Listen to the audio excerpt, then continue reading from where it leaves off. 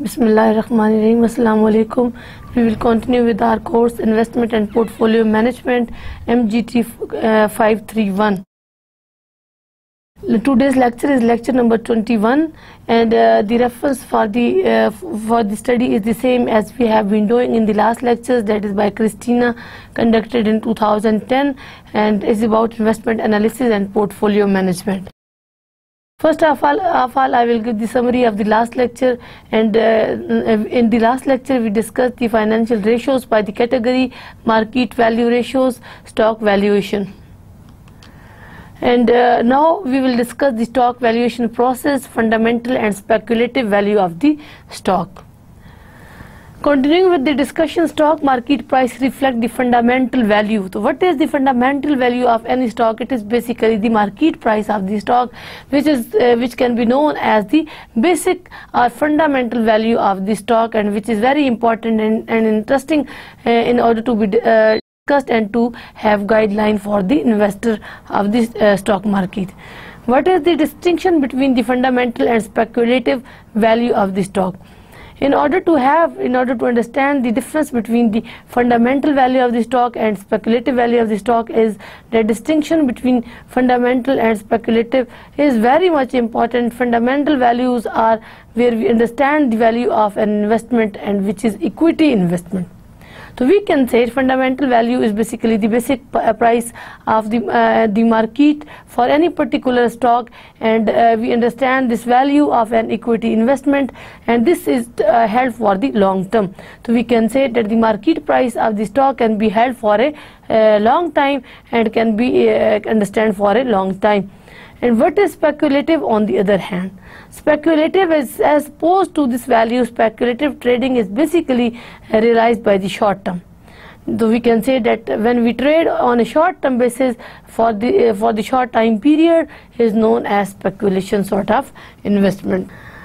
Stock valuation process. What is stock valuation process? In order to understand stock valuation process, we have three different points. First is forecasting of future cash flows for the stock. That what is the future cash flows for any stock, and how we can forecast it. That is, it is important to predict and to forecast the value of future stock cash flows for any particular stock.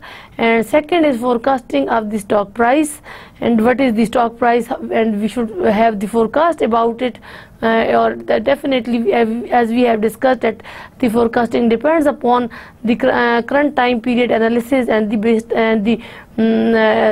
previous time period analysis. And the third is calculation of present value of these cash flows. It is very much important to analyze the present value of the cash flows, and this basically tells us the intrinsic value of the stock, intrinsic investment of the stock. And all three are important, with the help of which stock value can be processed.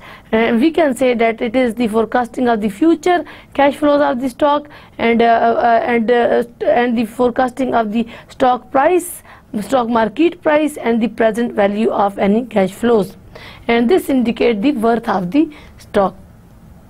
Fourth important point is that comparison of intrinsic value of the stock and current market price of the stock, and that is, we should basically compare the intrinsic worth of the stock and current market price of the stock, and we should undertake the decision of buying and selling the stock accordingly. So what is basically the difference between this comparison of the intrinsic worth of the stock and the market worth of the stock? This comparison indicates us that we are likely to compare the intrinsic value, and we are likely to compare the market price. What is the difference between the two? Difference between the two is that intrinsic value basically indicates what the stock itself is. What is the stock? What the stock itself is? How much worthy it is? The first important thing is, and second is what is its market price. इसकी market price जो है वो क्या है? It is quite possible that market price may be different from the intrinsic value. So we can say sometimes the first can be greater than the second, that is the intrinsic value can be greater than the market value. That in actual the intrinsic value of the stock is higher than the market value, but but market value is not is at lower level. So we can say that the market price of the stock is not basically measured appropriately. If this is the situation, this situation first situation से indicate कर रहे हैं कि intrinsic value is greater than the market price. So in this way, what happens that the actual market price is not measured according to the intrinsic value of the stock, and it is not measured in appropriate way or proper way. And secondly, what happens that the market price may be greater than the intrinsic value. It is quite possible that that the price at which the stock is measured may be higher than its intrinsic value, that we can say that intrinsic value is not as much high as the market prices. So this is another way, because the measurement or the type of measurement method to measure the market price जो है may be different. So it depends upon the market price. Why first situation happens? ऐसा क्यों है कि intrinsic value of the stock is high but the price or the scale on which it is being measured is at low level? इसकी reason ये हो सकती है because there are other forces which are likely to measure the market price of any product. For example, market price इस तरह से होती है ना, supply of the commodity या asset या stock or demand for the or along vertical axis we have market price, along horizontal axis we have the quantity demanded or quantity supplied, or this intersection point gives us the equilibrium point. इस E को हम equilibrium point से indicate करते हैं. Along vertical axis we have equilibrium price, market price. Along horizontal axis we have equilibrium price, the quantity demanded and equilibrium quantity supplied, or this indicate the equilibrium situation. So we can say because it is not only the stock which itself is indicating its value or intrinsic worth, but there are other factors which are affecting the measurement of the market price. अब ये कौन से factor हैं? ये forces हैं. इन forces को हम क्या कहते हैं? इनको हम सप्लाई फोर्सेस कहते हैं और इनको हम डिमांड फोर्सेस से इंडिकेट करते हैं. और सप्लाई फोर्सेस जो होती हैं वो सप्लाई को इंडिकेट करती हैं, how much is the supply of the particular asset or stock, and demand forces indicate करती हैं how much is the demand for that particular stock, how many number of the customers they are willing to buy this particular stock. जब ये चीज़ होती है तो we can say that we can say there are other forces which are basically working, which are acting to play their role in order to determine the market price. So therefore the intrinsic value of the stock may be different from its market price. It depends upon the current situation. It depends upon the number of buyers which are coming to the market to buy the stock, which depends upon the number of sellers which are coming to the market to sell this product. And we can say that there are other factors which can influence, for example the supply of the other assets and stocks which are by nature which are closely related to this particular stock, demand for the other stocks which are particularly related to this particular stock, about which we are having discussing these 2 points. And second इसमें हम कहते हैं market price जो है वो ज़्यादा है, less as compared to intrinsic value. Intrinsic value जो है वो कम है लेकिन मार्केट प्राइस जो है वो ज़्यादा है. It is measured at the upgraded scale, or we can say that the asset or stock is measured at the it is basically overestimated, and it is following the overestimating situation. तो इसमें भी again वही forces जो होती हैं they also appear to work. Second case में भी कि मार्केट प्राइस जो है वो ज़्यादा आ रही है और जो इंट्रिंसिक वर्थ है वो कम है. तो in actual the worth of and the value of the stock is not as high as it is measured in the market. इसमें भी again we have different forces. It depends upon number of buyers in the market, कितने लोग हैं जो stock को purchase करना चाहते हैं, एंड नंबर ऑफ सेलर्स, कितने लोग हैं जो इसको सेल करना चाहते हैं this particular stock. And we can say that the buyers of other stock और buyer seller of other stock, दूसरे स्टॉक के which is closely related to this particular stock, buyers और the sellers of the other stock, दूसरे stock के के seller जो कि इस पर्टिकुलर स्टॉक के क्लोजली रिलेटेड है बाय द नेचर। ये सारी चीज़ें डिपेंड करते हैं। इट इज़ क्वाइट पॉसिबल कि लोग जो है वो इस प्रोडक्ट को ज़्यादा अच्छा कंसिडर कर रहे हो, स्टॉक को ज़्यादा अच्छा, इसकी वैल्यू को ज़्यादा अच्छा कंसिडर कर रहे हो, और they are trying to buy, they come up to buy this particular, और सेलर जो है वो कम हो। और ये इस सूरत में भी होता है कि जब number of seller they are less than the buyers, जब मार्केट में बायर्स ज़्यादा आ जाते हैं, it is the market price of the particular stock. और फर्स्ट केस में क्या होता है कि सेलर जो है वो ज़्यादा होते हैं और बायर जो होते हैं वो कम होते हैं, दिस में the reason to keep the market price at low level as compare to the increasing worth. और सेकंड में जब बायर ज़्यादा आते हैं, when more people are willing to demand this product, when more people are willing to buy this asset and stock, so definitely it will raise up the price level. For example, यहाँ पे we have upward sloping supply, downward sloping जो है वो demand का जो buying को indicate करता है, this is the equilibrium situation, और इक्विलिब्रियम क्वांटिटी और इक्विलिब्रियम प्राइस। इक्विलिब्रियम प्राइस जो है वो उस वक्त अगर डिमांड जो है वो बढ़ जाती है और इसके डिमांडर्स जो है वो तो कब जो है वो राइट की तरफ शिफ्ट हो जाता है। तो we can say demand curve will shift to the right, it becomes D1, और जब D1 बनता है तो we are at new equilibrium E1 के ऊपर आ जाते हैं। और we can redraw this diagram. For example we can say we have upward sloping, जब we see that increasing worth is less than the market value, increasing value is less than the market value of this particular stock। इसकी अपनी value इतनी नहीं है जितनी market value आ रही है, that we can say it is measured at a higher scale। तो this is the supply curve for this particular stock। अगर हम स्टॉक A की बात कर रहे हैं, this is demand curve for this particular stock A, और here is the equilibrium situation, here we have the price equilibrium price which is settled between demand for the asset A and supply of the asset A।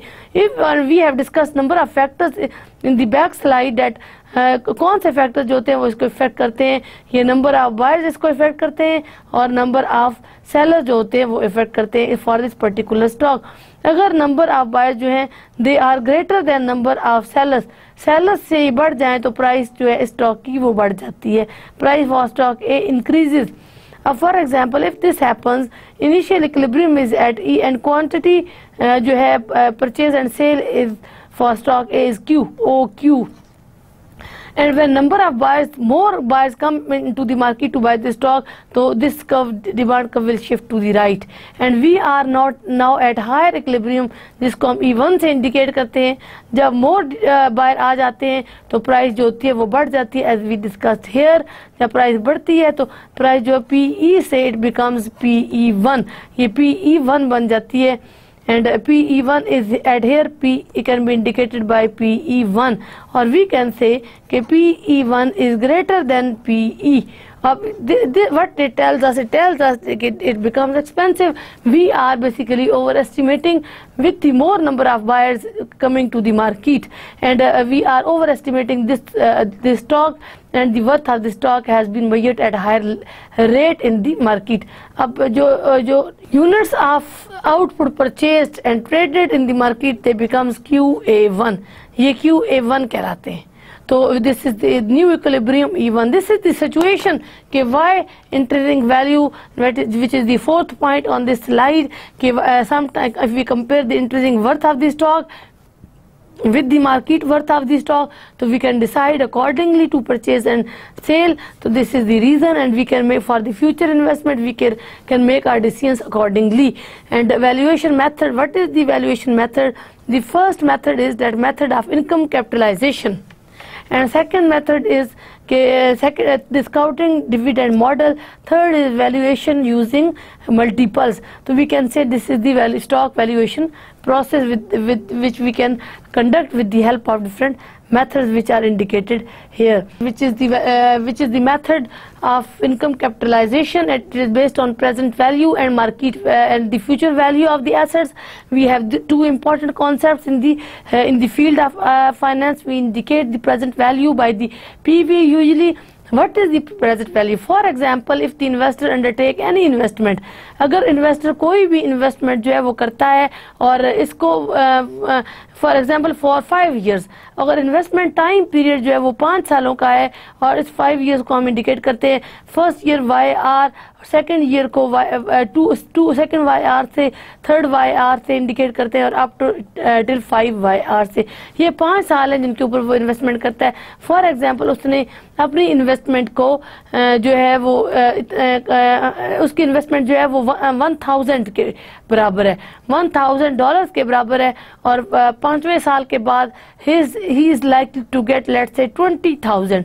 After जो है after 5 years he is likely to acquire 20,000। तो इस 20,000 की अगर present value निकालनी हो कि 5 सालों के बाद अगर उसकी वैल्यू जो है वो 20,000 होगी, अगर प्रॉफिट उसका 20,000 होगा, तो what is the present time period value? अभी उसकी टाइम पीरियड वैल्यू क्या है? क्योंकि वाई वी कैलकुलेट दी जो है वो present time value and future time value of the asset.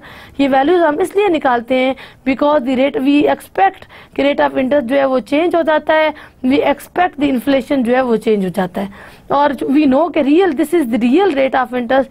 Real rate of interest is equal to nominal rate of interest और minus nominal rate of interest और minus inflation. हम इसमें से inflation को deduct करते हैं तो we get nominal rate of interest. अब नॉमिनल रेट ऑफ इंटरेस्ट जो होता है basically it measure the value of the asset in monetary terms, in nominal terms, in terms of money units. और real interest rate जो होता है वो major करता है रेट ऑफ इंटरेस्ट को इन रियल टर्म्स। तो what is the difference between the two? कि real rate of interest is basically adjusted for the rate of inflation.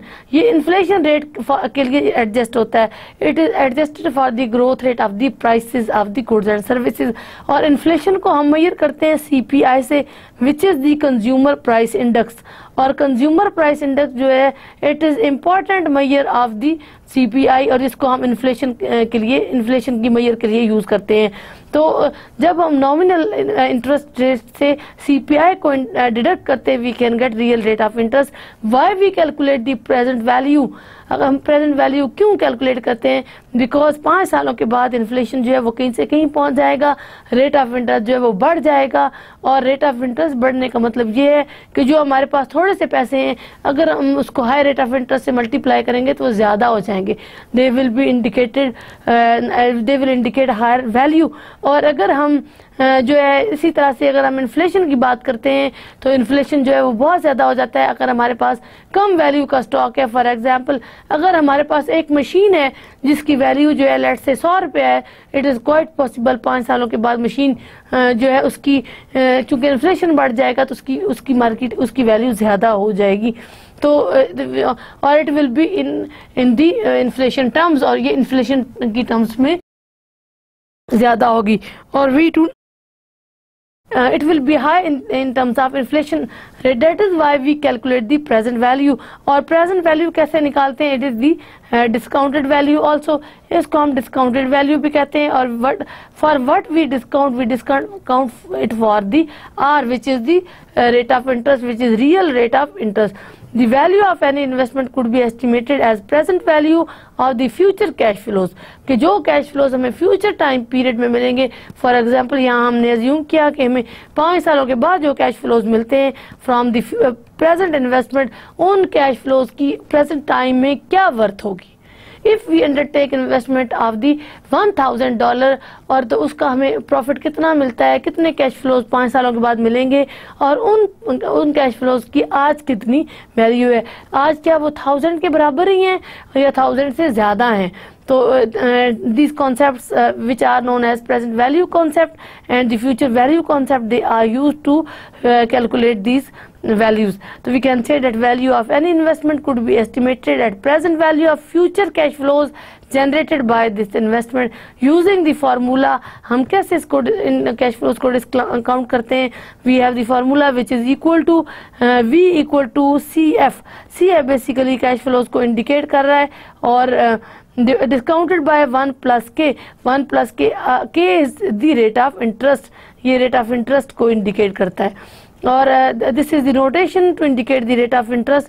अच्छा, this is for the current time period, for the present time period, और plus इसका power जो है वो 1 होगी क्योंकि this is for the first year of investment, और plus cash flows to second year का कैश फ्लो जो है, अभी इस साल का cash flow discounted by this plus अगले साल का कैश फ्लो जो सेकेंड ईयर की हमने बात की थी वो, और divided by 1 plus r raise to the power 2।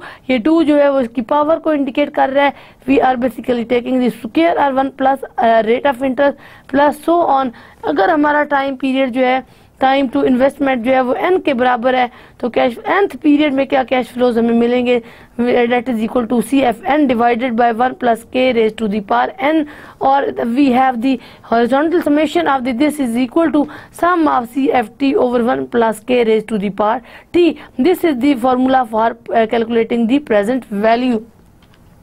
तो यहाँ पे if we look at we can say first year जो है जिसको हमने कहा हमने 1000 की इन्वेस्टमेंट की है, here we can see that this is indicating CF1 divided by 1 plus r raise to the power 1, और यहाँ पे हम कहेंगे कि CF2 सेकेंड ईयर में हमें क्या, इस 1000 की इन्वेस्टमेंट से अगले साल हमें क्या, हमारे पास एडिशनल क्या होगा, लेट्स से एडिशनल हमारे पास 100 रुपये का प्रॉफिट होगा, तो CF2 किसके बराबर होगा, it will be equal to 1100 जिसको हम 1100 कहते हैं, divided by 1 plus r raise to the power 2, and then we can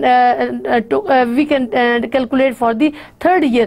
हम कहते हैं कि CF3 हमारा जो है this is equal to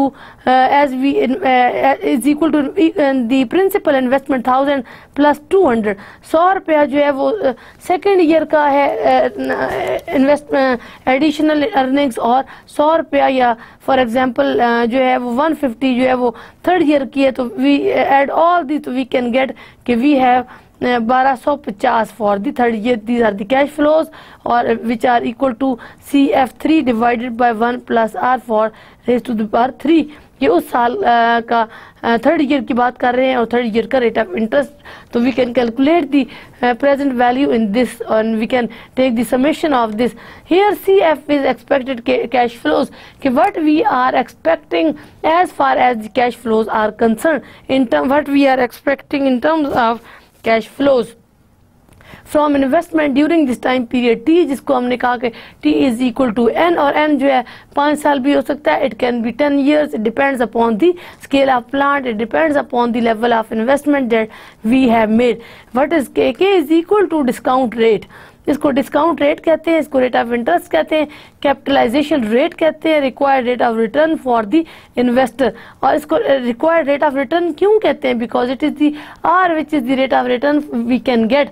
अब फॉर एग्जांपल हमने जो इन्वेस्टमेंट की है विच इज इक्वल टू ₹1000, ये इन्वेस्टमेंट जो है ये हमारी, इसको हम कहते हैं कि we have purchase the saving certificate, हमने सेविंग सर्टिफिकेट 1000 रुपये के परचेज कर लिए, तो what we will get on this saving certificate, उसको हम कहेंगे रिक्वायर्ड रेट ऑफ रिटर्न, उसको हम कहते हैं एक्सपेक्टेड जो है रेट ऑफ रिटर्न, उसको हम कैपिटलाइजेशन रेट कहते हैं, क्योंकि सेविंग जो सर्टिफिकेट है वो हमारा debt will be known as our capital, कि जो हमने परचेज किया वो हमारे लिए वो कैपिटल है। What rate we can get on debt capital is the capitalisation rate, और इसको हम और it includes the expected level of risk also. और इस रिस्क को हम इन्फ्लेशन भी कह सकते हैं कि R जो हमें मिलता है उसको, या K है, it includes the expected level of risk. For example if we define the risk as the inflation rate as the growth rate of the prices, कि हमें चूंकि चीज़ें महंगी हो रही हैं वक्त के साथ साथ प्राइसेस आर इंक्रीजिंग, हम जो 1000 इन्वेस्टमेंट हमने की है to purchase the saving certificates, और we can for example buy जो 10 units of any commodity with the 1000 rupees. Our investment initial investment या इनिशियल कैश फ्लोज जिसको हमने कहा C0, प्रिंसिपल इन्वेस्टमेंट हमारी 1000 के बराबर है, और इट इज क्वाइट पॉसिबल कि we can buy 10 goods 10 units of any commodity with the help of this 1000। आज प्रेजेंट में 2014 में हम इस 1000 रुपये के साथ we can buy 10 units of any commodity, किसी भी चीज़ के 10 यूनिट खरीद सकते हैं। तो why we adjust this level of risk, why we adjust the inflation, और हम एज्यूम करते हैं कि जो प्राइस ऑफ इस ये कमोडिटी है, फॉर एग्जांपल कमोडिटी एक्स है, इसकी प्राइस जो है वो हमारे पास है 10 रुपये पर यूनिट, एक यूनिट की 10 रुपये है, तो क्वांटिटी जो हम इसकी परचेज करेंगे फॉर कमोडिटी एक्स वो होगी 100 यूनिट्स।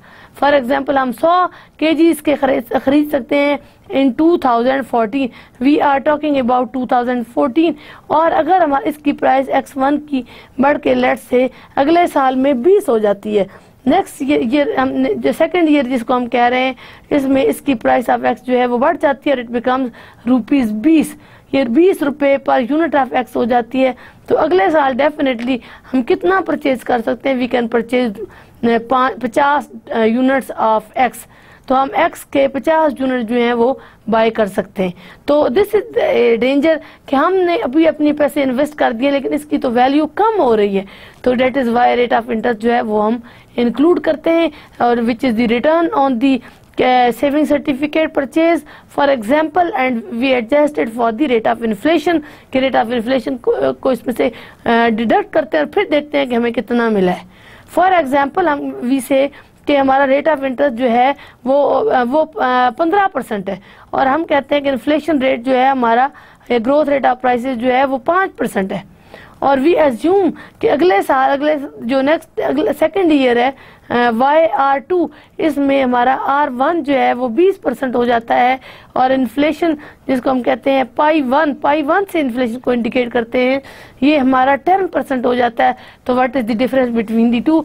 डिफरेंस पहले हमारा 10% का था, R nought minus pi nought का डिफरेंस जो था वो 10% के बराबर था पहले भी, और R1 माइनस पाई1 इन्फ्लेशन 1 का डिफरेंस अब भी 10% के बराबर है। तो we can say because we have adjusted the rate of inflation for the rate of return, तो इन्फ्लेशन रिमेन्स द सेम, और in the next year we can continue to purchase 100 units of commodity X with these 1000. So even if we buy the saving certificate with 1000 rupees, even if we purchase the certificate, so we will have no danger with the reduction in the value of the asset, because we are earning rate of return on the purchase of the certificates over the year, and the rate of increase in the prices are still same. अगर prices जो होती हैं वो ज़्यादा बढ़ना शुरू हो जाएं तो फिर इस सेविंग का हमें कोई फ़ायदा नहीं है, because real value of the asset falls, and we will not be able to purchase even 1000 units of commodity X with these 100 units of commodity X with these $1000. So this is the benefit of the rate of return, and this is the benefit of adjusting rate of return for the rate of inflation, and this is the benefit of calculating the present value or discounting value of our future cash flows. The discounted dividend model. Second model is discounted dividend model. The discounted dividend model DDM, which is indicated by DDM, is based on the method of income capitalization and considers the stock price as discounted value of future dividend. तो stock price जो है इसको हम discount के तौर पे use करते हैं, और हम इसको as a discounted value of future dividend, future में जो dividend मिलते हैं उनके हम discounted value के तौर पे यूज़ करते हैं. तो we can say that discounted dividend model is based on method of income capitalization, कि जो capitalization है उसकी उसमें से कितनी income हमें मिल रही है, और and we measure it as a discounted value of future dividend for the stock at the risk adjusted for required return of equity for dividend paying firms. Continuing with the discussion, important assumption behind the discounted dividend model is the only way a corporation can transfer wealth to its stockholder is through the payment of dividend. So we can say, if we are talking about corporation, if we are talking about the investment of shareholders or any proprietorship, so what we do in a corporation, if we talk about any corporation, so what we also discussed in the previous lecture that the corporation has to pay for the cost of the production. ये cost of investment जो है वो pay करती है, उसके बाद इसके पास profit बच जाता है. जब profit बचता है तो what it does, we can say that the that the revenue of the corporation minus cost of corporation is equal to profit of corporation, ये इसके प्रॉफिट के बराबर है। इस प्रॉफिट के साथ ये क्या करती है, कॉस्ट को निकालने के बाद प्रॉफिट में से it deduct the taxes paid to the government. जो कॉरपोरेट प्रॉफिट है उसमें से जो टैक्सेस गवर्नमेंट को पे किए जाते हैं वो डिडक्ट होते हैं, और उसमें उसके बाद जो है इसके बाद लेफ्ट ओवर रिटेन्ड अर्निंग्स आ जाती हैं, इनको हम कहते हैं रिटेन्ड अर्निंग्स। ये concept is known as retained earnings concept. अब इस रिटेन अर्निंग्स में से क्या करती है फर्म जो होती है कि सर्टन शेयर, या for example we can say that it divide the dividend among the share holders. ये शेयर होल्डर्स के दरमियान में डिविडेंड को डिवाइड करती है अकॉर्डिंग टू देयर शेयर, उनका कितना शेयर है उसके अकॉर्डिंग, किसी की कितनी इन्वेस्टमेंट है। For example if we have investor number 1, investor number 2, investor number 3, investor number 4, तो 1 का की कितनी परसेंटेज है इन्वेस्टमेंट में, 2 की कितनी है, 3 की कितनी है, 4 की कितनी है। फॉर एग्जांपल वी से कि 1 जो है बिग इन्वेस्टर है, इसने 40% इन्वेस्ट किया है, और वी एज्यूम कि हमारा जो 2 है इसने 15% इन्वेस्ट किया है, तो एंड वी एज्यूम कि हमारा जो 3rd है इसने 15% इन्वेस्ट किए। Left over 30% are invested by the जो है 4th member of the corporation. तो we can say among out of the retain earning the corporation will divide the dividend among all these investors according to their share, और जो उसके बाद जो बच जाता है उसको वो कहता है that will be kept for the maintenance of the corporation, for the maintenance of functioning of the corporation. तो it is very much important. It may also happen कि out of retained earnings the corporation can keep a lump sum amount in the corner in order to maintain the functioning of the corporation, and then whatever is left is divided among the shareholders according to their share. So we can say कि how the corporation can transfer the shares among and dividend among different shareholders, and how it definitely it pay the dividends to the the corporation does not distribute the earnings of the corporation, but it distribute the dividend and makes payments in the form of dividend। क्योंकि अगर earnings distribute करेगी तो it will not be able to keep anything with itself in order to maintain the business, in order to extend the business, in order to identify the business for the further production। This is so because the dividends are the only source of cash payment to common stock holder, और ये एक तरीका है जिसके जरिए वो common stock holder को के दरमियान में उनके शेयर के अकॉर्डिंग उनका प्रॉफिट जो होता है उसको डिस्ट्रीब्यूट करती है। Common stock value using DDM। What is the common stock value is equal to D1 over 1 plus K plus D2 over 1 plus K square plus Dn over 1 plus K raised to the power n. It is, if we take the summation of this, we can say that sum of dt divided by 1 plus K raised to the power t is equal to this. So if we define this, so what are these d's? Here D1, D2, so on dt, they are the stock dividend for the time period t. अगर if we define के time period t जो है it is equal to n, अगर हम इसको n की value दें तो we can say is equal to n, तो ये d जो है डिविडेंड जो है n टाइम पीरियड तक जाएंगे। D1 is the dividend for the first year, D2 is dividend for the second year of investment, and so on, and Dn is dividend for the nth year of investment. So he can if we go back to the previous, we can find that V is equal to the value of the common stock is equal to D1, where dividend for the first year is divided by the rate of return for the first, plus dividend for the second year is divided by the and is discounted for the rate of interest for the second year, and Dn dividend is discounted for the nth year rate of return. The forecasted dividend during the long-term variation period of dividend are the key factor influencing the capital stock value.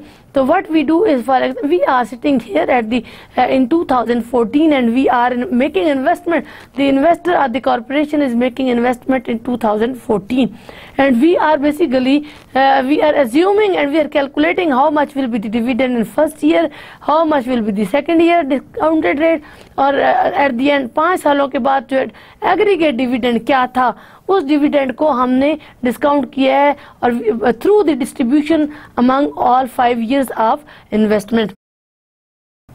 तो this is basically long term investment. 5 साल की investment, 10 years की investment, 15 की investment, it can be known as long term investment. तो we can say we are calculating the present value of all these dividends for the long time period, and in this way we can calculate this overall stock value of the investors. And what is expected growth rate in dividends? It can be calculated with the help of the formula. Our formula is equal to G, which is equal to dt minus 1 divided by dt minus 1. So we can say what this indicates the growth rate of the dividend. We can say that we are basically calculating this in 2 ways. हम 2 तरीकों से calculate कर रहे हैं. एक वो तरीका that we discussed in this slide and with the help of this formula कि हम we are basically at the end what will be the expected dividend. We are distributing that dividend and discounting for different years of the investment or for different years of long term investment. Second ये है कि हम growth rate को calculate कर लें कि अगर हमारा जो है आज हमारी इन्वेस्टमेंट जो है वो $1000 के बराबर है, तो how the dividend will grow, earnings हमारी क्या होंगी और डिविडेंड जो है वो कैसे ग्रो होगा. तो this is the growth rate formula. और ग्रोथ रेट फार्मूला जो होता है इसको हम we can redefine this that dt basically indicate 5 years या current time period भी हम इसको कहते हैं. dt जो है the current time period dividend minus the previous time period. अगर हम कहते हैं t is equal to 2014 और तो t minus 1 will be equal to definitely 2013. ये 2013 के बराबर होगा. और we can say that this according to this formula growth will be equal to the value of or the dividend in 2014 minus value or the dividend in 2013 divided by value of the stock or dividend from the stock in 2013 in 200. This is the growth rate formula, and we can understand the concept with the help of this. Or this tells us अगर if we then for the next year, जब हम अगले साल में जाएंगे, when we go to the 2015, जब हम 2005 में जाते हैं, again we can calculate the growth rate for the 2015. तो we can say dividend will be equal to, और t हमारा जो है 2015 के बराबर होगा d of in 2015 minus d of 2014 divided by d of 2014 in 200. तो we can say कि जो 2014 है वो अगले साल हमारे लिए previous year बन जाएगा. It will become dt minus 1. तो this is the growth. We can calculate the growth rate for the next year in this way. Continuing with the discussion, various types of dividend DDM depending upon the assumptions about the expected growth rate in dividend is we have different methods, basically different types of the discounted dividend model, which depends upon assumptions with the help of which we can calculate the expected growth or growth rate in the dividend, or we can say that different assumptions they are helpful to find out the expected growth rate in the dividend. So what are these assumptions? First assumption is that zero growth DDM, second is constant growth DDM, third is multi-stage growth DDM. So we are having these 3 important ways with the help we can find out the growth rate in the dividend with this model. Zero growth DDM. What is zero growth DDM? We have the assumption that D1, zero growth dividend, means that we have a specific or interesting assumption where we assume that D1 is equal to D2, is equal to D3 and is equal to D infinity. So what it means that dividend over all periods for the particular investment time period is equal. That means that dt is equal to dt minus 1 and g is equal to 0. तो जो हम current time period होता है उसकी जब हम बात करते हैं, if we start from the 2014, अगर हम 2014 से अपनी इन्वेस्टमेंट को या अपना ग्रोथ रेट कैलकुलेट करना शुरू करते हैं, तो इस पीरियड के लिए if our data is for example for this particular year, this is the 0 DDM. For 0 DDM we can say 0 DDM के लिए we can say that our data is from 2014 and it is for 2015, 2016 and so on, and we start from here. We say that we have 1000 value that we have invested, we have let's say 1100 in the next year, we have 1250 next year and so on up to for example we can say t is equal to nth time period, या जिसको हम कहते हैं 10 years. तो 10 सालों के बाद 2024 तक की 2024 तक की हम बात कर रहे हैं. तो 0 DDM क्या इंडिकेट करता है कि ग्रोथ का फॉर्मूला हमारे पास है, G is equal to dt minus 1 divided by dt minus 1 into 100. तो for the 2014 इसी साल के लिए हमारे पास t is equal to t minus 1. तो we can say that 2014 is equal to 2014. दोनों जो है वो t और is equal to t minus 1. तो हमारे लिए सेम वैल्यू आती है 1000 minus 1000 divided by 1000. We have this value. तो डिस्काउंटेड रेट जो होता है वो हमारे पास जो है वो सेम ही आता है इस सिचुएशन में. तो we can say that the growth जो होती है वो 0 होती है 2014 और 2014 के दरमियान में for the same physical year growth जो होती है जी, जिसको हम कह रहे हैं, वो हमारा 0 के बराबर ही होता है. There is no growth, we have just the principal invested amount जो कि हमने अज्यूम किया कि हमारी 1000 के बराबर है. Then basic DDM formula for stock valuation using zero growth model becomes it is equal to D1 over K. तो ये हमारे पास D1 over K के बराबर ही आता है. We can calculate is value हम calculate करते हैं by the D1 over K. For example rate of interest हमारा जो है is equal to let's say 10%. तो we can say that D1 is equal to 1000 divided by 10% is the value of the stock for this particular year 2014. ये हम 2014 की बात कर रहे हैं. In this way we can calculate the value of the stock for 2014. And then we have the second method with the help of which we can calculate the growth.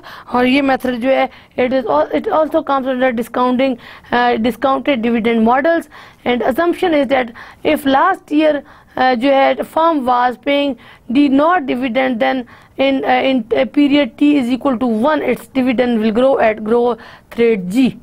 तो इसका growth rate जो है वो constant रहता है 2 period के दरमियान में. फॉर एग्जांपल हमारी अजम्पशन ये है कि हमारा लास्ट पीरियड जो है उसको हमने लास्ट ईयर को अगर हम टी नॉट के बराबर कंसिडर करते हैं, ये हमारा टी नॉट है और डिविडेंड इस टाइम पीरियड में हमारा डी नॉट है. तो टाइम पीरियड जब टी इज इक्वल टू 1 आता है तो हमारा डिविडेंड ग्रोथ रेट जो है वो क्या होगा, जी की वैल्यू इस सूरत में क्या होगी, what will be the value of g in this way. तो we can say D1 is equal to D naught into 1 plus g. This is equal to 1 plus g. Growth से हम 1 प्लस जी से हम इसको मल्टीप्लाई कर देते हैं हमारी अपनी इनिशियल इन्वेस्टमेंट को, इनिशियल डिविडेंड को, और D t is equal to D t minus 1 into 1 plus g is equal to D naught into 1 plus g. तो what it tells us that the growth rate जो है वो remains the constant with the help of the constant growth model. The basic DDM formula for stock valuation using constant growth model becomes as follow. तो basic जो formula है जिसमें हम कहते हैं कि how we can calculate the value of the stock is equal to sum of D nought into 1 plus g divided by sum of k raised to the power t. ये पूरे हमारे टाइम पीरियड के लिए जिसमें हम कहते हैं long term time period है और we have made the investment for example n year और ये हमारा 10 years के बराबर है. Let's say it is equal to 10 years. तो we take the summation of all the dividends for all years, multiplied it by 1 plus G, divided by and discounted by the rate of return and the expected rate of return or the capitalization rate. And this is due to this is known as the stock valuation using constant growth model.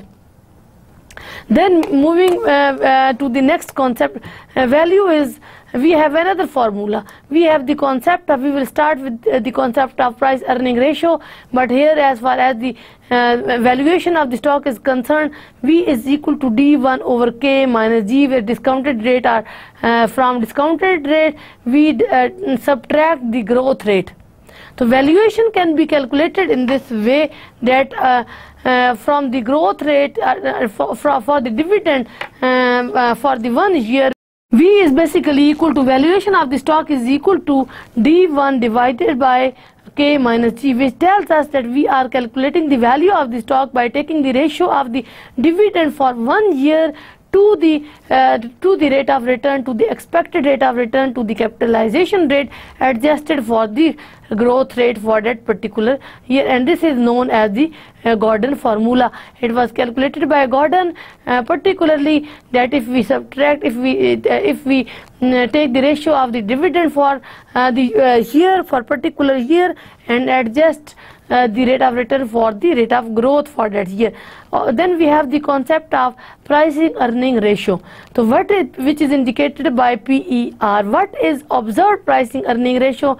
The prices of stock and earning measures from which observed PERs are derived are publicly available. We can say that basically prices of the stock and earnings they are measured, and which is known as price earning ratio. We can say that we take the ratio of prices to the earning for any particular stock. Earnings per share are observed, are estimate of the analysis. Another concept which is known as earning per share. This is another concept which also can be estimated. And for this discussion, the observed PERs for a firm, a group of firm, an industry of index derived directly from such data. So we can say that PERs, how we can derive prices earning ratio. Ratio of the prices to the earnings for the stock of any firm, for the stock of any investor, for the stock of the group of firms, corporation or industry. This can be calculated, this can be known as, this can be indicated as index, which make a particular index if we take the price earning ratio. So this is basically an index, this is basically an indicator in order to indicate and highlight and identify the economic status of any firm, economic status of any individual investor, of any corporation and industry, that this is the one method, this is the one tool in order to highlight the performance level and performance situation of the firms and investors under which they are performing, they are producing, they are trading, they are making investment, they are selling their stocks, they are purchasing these stocks. So this on what this is basically, this is based on the data which we can obtain from the firms and investors, or data about what, data about the prices of the stock and earning of the stock, and we can take the that is the market value. Price indicate market value of the stock, earning indicates the market value plus what earning basically indicate that the cost plus what we are able to earn out of this. Or what should be the PER according to analyst might differ from observed PER. कि actual PER price earning ratio जो है वो observed से differ हो सकता है. It is important to make a distinction between observed PER with normative PER, or what the PER should be. अब ये जो है, what this concept tells us that observed PER should be different from the what in actual PER is. अब this basically tells us कि PER जो है price to earning ratio, it can be based on the market value of the stock, it can be based on the market values, market prices of the share, and it should be different from the normative कि what it should be, what is the situation and what should be the situation as far as the ratio of prices to the earning for any stock and for the firm is concerned. So we can say PER, the formula for the PER is equal to V over EPS naught. Here PER is normative, PER star basically we put steric on PER is the normative price to earning ratio, which tells us that what the price to earning ratio should be. ये क्या होना चाहिए, and we indicate the intrinsic value. Intrinsic value of the stock क्या है? Basically we are discussing the process of valuation process of the stock. के stock valuation process जो है वो क्या है? How we can increase the value of the stock through a number of years, and in other words we can say in the long term investment or in the short period investment. So PER steric indicates the normative price to earning ratio, that what the price to earning ratio should be, where V is equal to indicates the intrinsic worth of the stock. EPS naught is the earning per share of the last period, के पिछले उस period में उसने कितनी earning की है, एक share के ऊपर जो है वो स्टॉक की कितनी अर्निंग हुई है. Investor might consider that PER star that should apply to the firm, कि कितनी अर्निंग. EPS इंडिकेट्स के what is the earning and what the earning should be, and PER normative is the ratio of the intrinsic value of the stock to the EPS. So we can say it is basically the ratio of the intrinsic worth of the capital stock to the earnings per share of the last period, कि कितनी उसकी value थी और कितनी पर share उसको earning हुई है. तो we can in this way and with the calculation, these calculation we can take the ratio of, and we can take the distinction between the PER steric and PER. So we can say that investors consider the normative price earning ratio that should apply to the firm, which stock value has to be estimated, or we can estimate the value of the stock, and should be in line with peer firms selected or the industry average. So we can say that what is this situation, what these ratios are indicating as far as the price to earning ratio in normative sense is concerned, as far as the intrinsic value of the stock is concerned, the earning per share is concerned. All these should be consisting to the firms which are working, which are functioning, which are producing and investing in the industry on average. And then we can make the comparison of the economic status of different firms, or we can analyze that what was the average performance of the industry. Decision making for investment in stock in stock per. In other words, we can say that investment to decide about the investment in stocks, for which we can calculate the price to earning, and based on the price to earning ratio. Decision making for investment in stocks using PER, if PER star is greater than PER, so we can say if normative PER, that what the PER should be is higher than the actual PER, decision to buy or to keep the stock because it is undervalued. So we can say what the stock should be is greater than what the actual PER is. कि इसको क्या होना चाहिए? We can say intrinsic worth of the stock is greater than what the market value of the stock is. So we can say this is basically undervalued stock, or the market situation is underestimating the stock. Market situation is underestimating the stock, we can say, or why the market situation is underestimating the stock. When we find that PER steric is greater than PER, so we can take the decision, we can decide about whether we should keep with the existing capital stock or we should buy more assets, because in this situation we find that intrinsic worth of the stock is higher than what the market price is showing its value. So it is undervalued and underestimated stock, or we know that it depends upon number of the factors as we discussed in the previous discussion and previous slides, that it depends upon the number of the buyers, कि कितने number of buyers आ रहे हैं और कितने number of sellers आ रहे हैं. अगर buyers जो होते हैं वो sellers से ज़्यादा हो जाते हैं, और तो जो मार्केट वैल्यू होती है वो बढ़ जाती है. प्राइस ऑफ स्टॉक बढ़ जाती है, और अगर बाय जो होते हैं वो सेलर से कम होते हैं तो प्राइस ऑफ स्टॉक जो है वो कम हो जाती है। तो in this context we can take the decision of this कि इट इज़ क्वाइट पॉसिबल कि interesting worth of the stock is high, but the number of the people who are willing to buy the stock they are not in greater number, they are not in larger number, and rather this more people are willing to sell this particular stock, और इसकी वजह से market value जो होती है वो उसकी गिर जाती है। और we should also keep in mind and analyze कि whether this lower price are underestimated or undervalued situation for this particular stock, it keep for and it maintain for how much time, कितने time के लिए ये situation जो होती है वो sustain करती है, कितना टाइम पीरियड स्टॉक की वैल्यू जो है वो अंडर वैल्यूड रहेगी, और accordingly we can make our decision कि we should purchase new stock of similar nature or not. Second is, this was the first in which we say normative PER is higher than actual PER. Second is when we assume that the normative PER is less than actual PER. This is the similar situation as we discussed previously, and we can say this tells us that the stock is basically overestimated and it is overvaluated as compared to the actual value of the stock. And again we can say that there are other reasons which are affecting the value of the stock. There are other factors which are affecting the value of stock in the stock market. And what are those factors? They are the number of buyers, they are the number of sellers. These forces, they affect the value of the stock. And in this situation it is quite possible that more buyers are willing to buy this particular stock as compared to the sellers.